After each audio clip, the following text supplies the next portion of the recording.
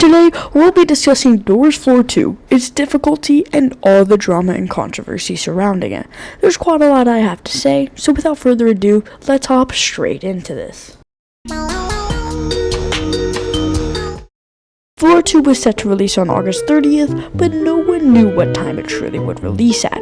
The developers said that they would give a more specific time later in the day, but still, after hours upon hours of waiting, there was still no news. However, at around 4 p.m. EST, something would appear in the lobby of Doors, a countdown titled Floor 2 Release. It was confirmed Floor 2 was coming in less than 2 hours. Many people joined Doors, getting ready to finally hop into the long-awaited continuation of Doors Floor 1, even allowing the game to reach 300,000 players at one point. It was clear this was going to be a big, massive event. And so, at 6 p.m. EST, it released. Many people hopped in, and the game started to heavily lag, to the point people couldn't even play. But soon enough, people were able to play, and wow, did the developers cook on this. The mechanics were great, the monsters were unique and interesting, and there was plenty of new cutscenes, rooms, events, and more. But an issue arose. It was super difficult, to the point where only about 100 people had beaten it hours after release, which is basically the opposite of Floor 1. Many people were saying that it needed to be nerfed, but why is that? What makes it so challenging yet so fun? And what controversy is there? Well, let's see, by first actually going over the game. Hey, you. Real quick, I now have a Discord server, so if you want sneak peeks on anything I'm working on, or just want to chat with me or others, join it. Links in the description below, and I don't want to hold you up anymore, so let's get back to the video. The game starts off by us instantly getting thrown into an elevator that is falling all the way to the ground. Just like in Floor 1, we can use this time to buy items to help us through our journey. These items are the strap light, flashlight, bulk light, and bandage pack. The strap light is a flashlight that allows you to have it on and hold out another item simultaneously. However, you can't really see well, so it's not too great. It also has a bit of a shorter battery life and costs 100 knobs. The flashlight is the same as Floor 1, where you can turn it on and off and look around. It has quite good battery life and costs 150 knobs.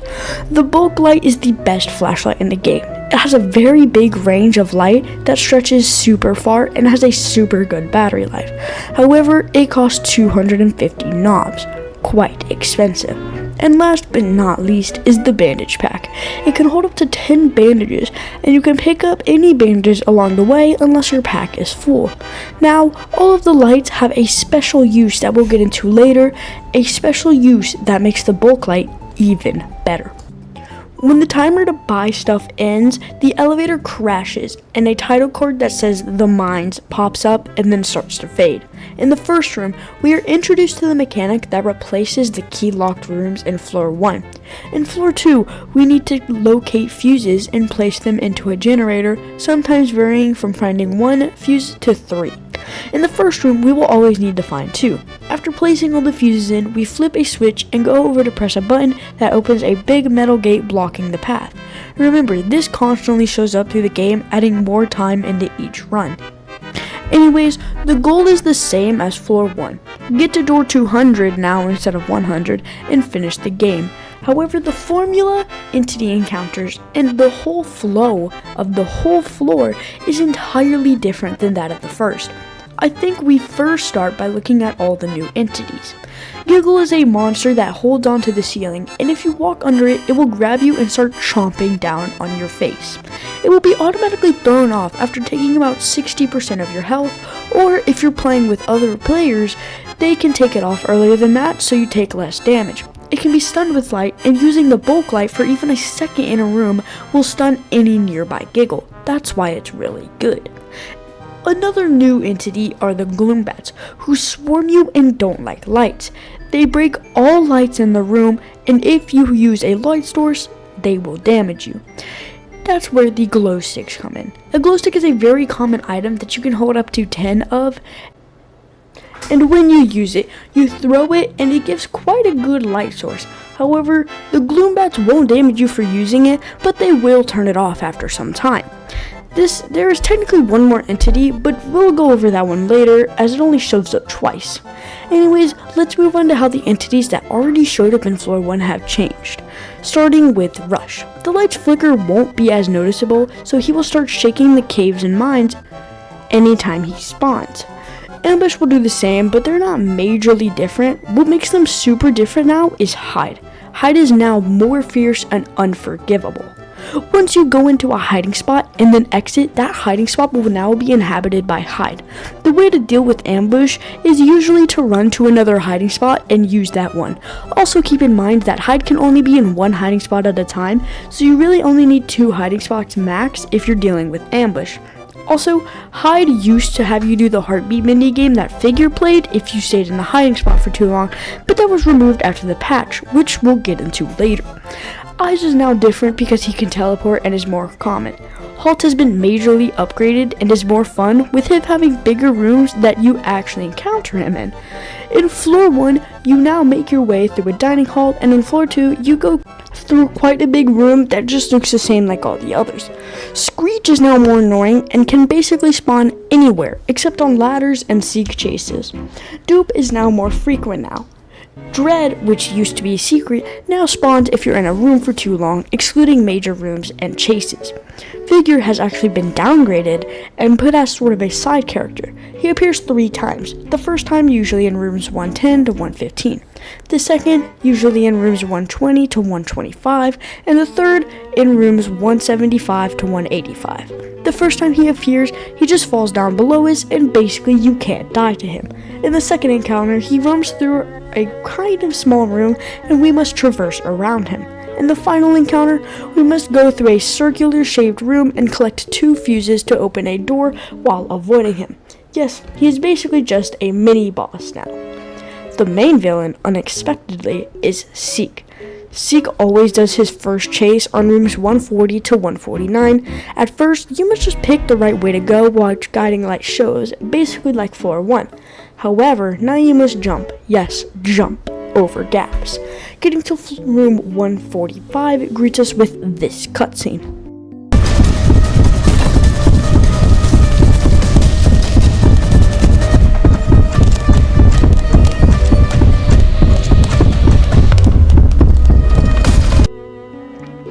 We fall into a minecart. We must steer the right way using the A and D keys, all while crouching to avoid obstacles along the way. It's a super epic part of the chase. It lasts for about 4 rooms, all of which last quite a bit. Beating Seek in room 149 greets us with a surprise.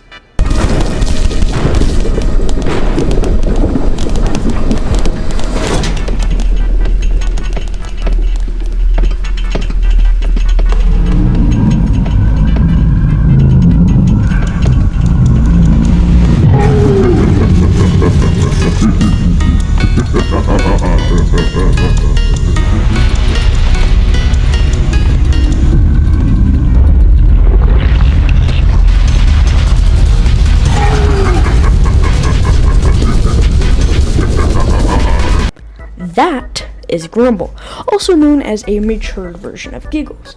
Anyways, we tumble out of the minecart and into a room with a weird machine. Clicking the button on the machine opens the doors around you, and you must find the according anchors it says to, always in alphabetical order. If you play solo, you will only have to find 4, but if you're playing with more than one person, you will need to find 5. The radar dish at the top of the machine points to where the next anchor is, and you will also hear the anchor beeping. There are 2 stories of the room, and they stretch on for a bit, so it's quite a big map with plenty of spawn points for the anchors, so the locations will always be random. The main threat in this room are the multiple grumbles roaming around trying to hunt you down. They are quite big, so going into small areas make it to where you can't get caught. Anyways, to activate an anchor, you need to input the code given to you. However, if there is a sticky note, then just add or subtract each individual number of the code by what it says to. Then, once an anchor is activated, go back to the machine, click the button, and repeat over and over until now.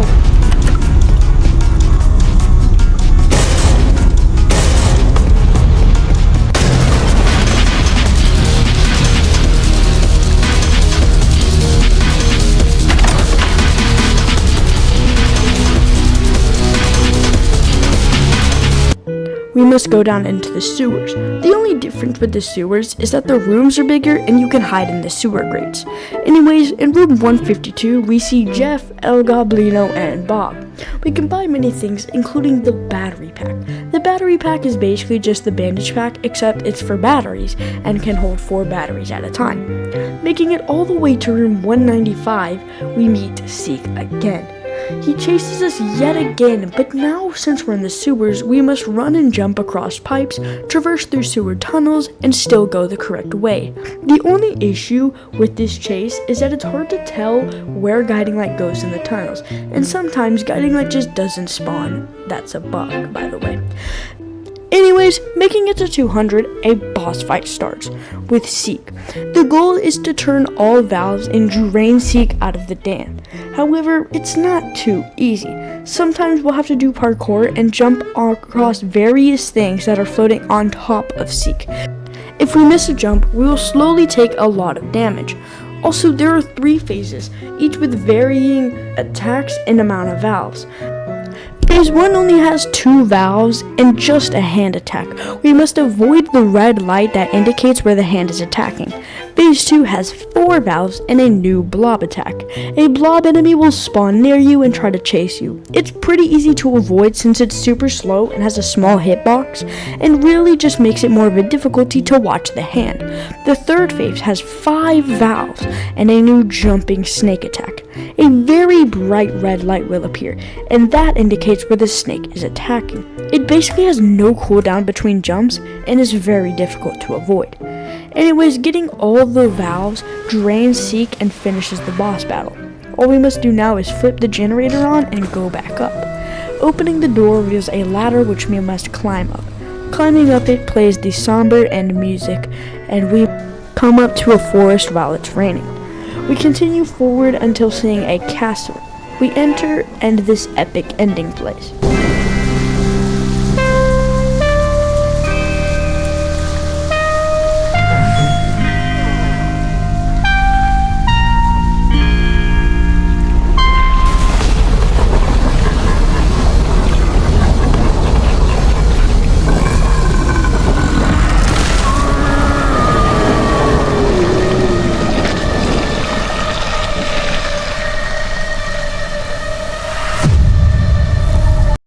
So yeah, a very good game, but a lot of changes and switch-ups from floor 1.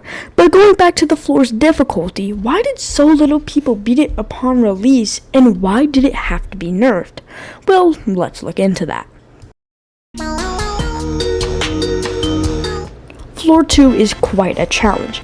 After being out for 4 days as of writing the script, only 32,074 people have beaten it. By the way, I'm one of those people. Totally not bragging. Sorry. Anyways, that number is still after the nerf, so what was so much more difficult about the original Floor 2 and why it is still difficult to this day? Well, originally there was a heartbeat minigame if you stayed in hiding spots for too long, but then after room 150, it would instantly start as soon as you entered a hiding spot, so they ended up removing the minigame entirely. Also, there used to be snares, which were also removed as well. They also spread out entity spawns and stuff like that. However, now people are still struggling. Why is that? Well, here's some things that can maybe be it. Giggles and gloom bats. Makes it super hard to see the giggles and almost impossible to stun it. Also, Ice and Screech. They make for a difficult duo. And also remembering that having to deal with rush and ambush and the halt randomly, and then keeping track of the door numbers because of dupe, and still watching for everything else and getting supplies. I think you get what I'm putting down. There's a lot of things to worry about, and things can just get overwhelming and you can easily forget about something and die. But that's not all. There's also the scripted events. For example, the Seek chases are 10 times harder because there's so much going on, like having to jump across gaps and things breaking and falling. Also, the minecart segment is going super fast, so sometimes you'll be too late to steer or duck while having to make quick second decisions. Door 150 is also hard because you need to traverse around things that are bigger and faster than you, and sometimes you'll be caught at a dead end. You'll also need to do stuff multiple times. All in all, a lot of things are happening and it gets very stressful. It also just takes a lot of time. But But still, there's that looming thing that I've been talking about. What controversy was I talking about? Let's see. Since so many people were complaining about Floor 2's original difficulty, many people were getting angry at the developers and saying that it was a bad update, which in my opinion wasn't true.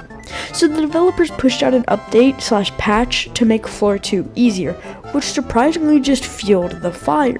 Many people said that the patch wasn't needed and that people had skill issues and were just complaining, with comments under the announcement and release of the patch basically saying, "So basically, people can't handle the difficulty, so when I'm hearing a skill issue, and just skill issue." But I feel like this patch is quite justified. The entity spawns were just way too much, to the point I was barely getting to 140. I agree with this patch, but many didn't. People were still saying to boycott the game and just to not play it. However, that hasn't stopped hundreds of thousands of players still playing it to this day. So to answer the question in the title, is Doors Floor 2 too hard? I'd say no. It's fun, enjoyable, and the perfect balance of difficulty. Anyways, that's all I have to say.